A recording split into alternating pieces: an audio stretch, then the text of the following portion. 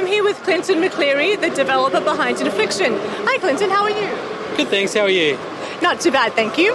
So Infliction is your debut release from your studio Caustic Reality. Tell us, why the name Caustic Reality? Well, caustic, a lot of people when they think of caustics, they think of acid or burning, something like that. For me, I was learning 3D art and animation and that sort of thing, and there's a thing called water caustics, which is the refraction of light that you see on the bottom of a swimming pool. Oh, okay. So for me, caustic reality means a version of warped reality, which kind of mirrors the sort of game I'm making. For sure. So that's where that came from. There were about 500 other iterations of a name for this studio. Everything is taken, and that's what I landed on, and that was an original thought. So, yeah, there we go. That's very clever. So without giving too much away, can you tell us what happens in Infliction? Basically, it's a horror game, so horrible things happen. There are some deaths, and it's kind of... what it does is it takes you back in time. You find out pretty early on sort of the main beat of what has happened, but it's more around the story of how they got from normal happy family to that main beat. So without going into spoilers, that's more or less what it's about, the transition from happy home to horrible horror story. So there's lots of horror and paranormal references in this game. What possessed you to make a game like this? I like that. So I was making a game sort of loosely based on the gameplay mechanics and storytelling of another indie title called Gone Home. Okay. I really loved the way they unfolded the story and things in that. And as I was developing and moving along, I had decided I wanted to do horror, but it didn't really stick with the story and stuff until my daughter was born.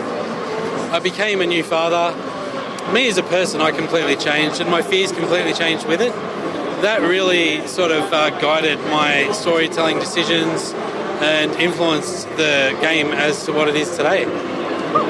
So one thing that people have been commenting on is how detailed the game is. So you walk into the house and you can open the fridge and inspect everything that's in the fridge. You go into the garage and there's boxes of junk that you would expect to find in a garage.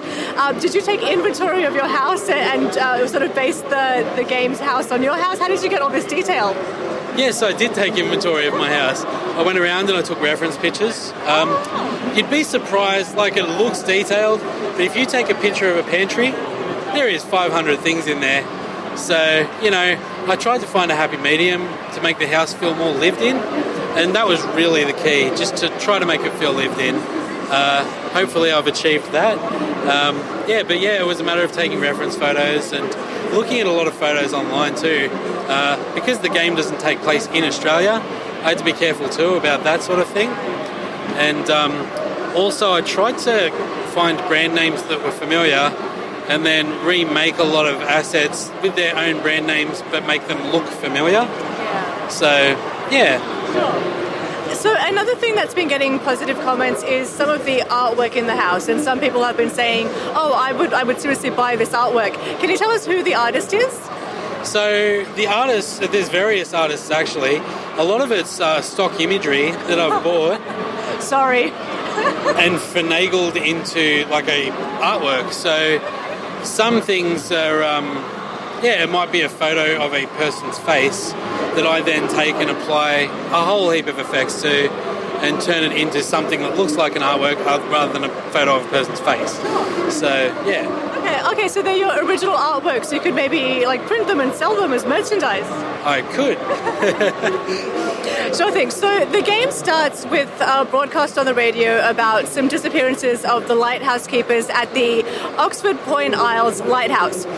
Is this based on the real-life disappearance from the Flannel Isles Lighthouse in Scotland? Yep, it is. And moreover to that, there are Easter eggs of real-world mysteries all throughout the whole game. So I'm a little bit morbid and curious about that sort of thing. So, yes. So back on the topic of this one Easter egg, what do you think happened in real life at the Flannel Isles Lighthouse? If I was to speculate, I would say they've just gotten cabin fever and potentially washed out to sea, which is what I had made the radio guy speculate in the game. It's just a little bit odd. They left in the middle of dinner, which I think the real world mystery had something similar to that as well. So, no signs of a struggle or anything. They could have just been disorientated in a storm and maybe walked off a cliff or something like that. That's what I think, yeah. Yeah, so it's pretty horrible. It's never been solved, so I just find it interesting, yeah. All right, so if people wanted to purchase Infliction or keep up to date with Caustic Reality, how can they do that? So I've got my website, www.causticreality.com. It's also available on Steam. So if you go on Steam and search for Infliction, it'll come up in there. Okay. So Clinton McCleary, thank you very much for your time. Thank you very much.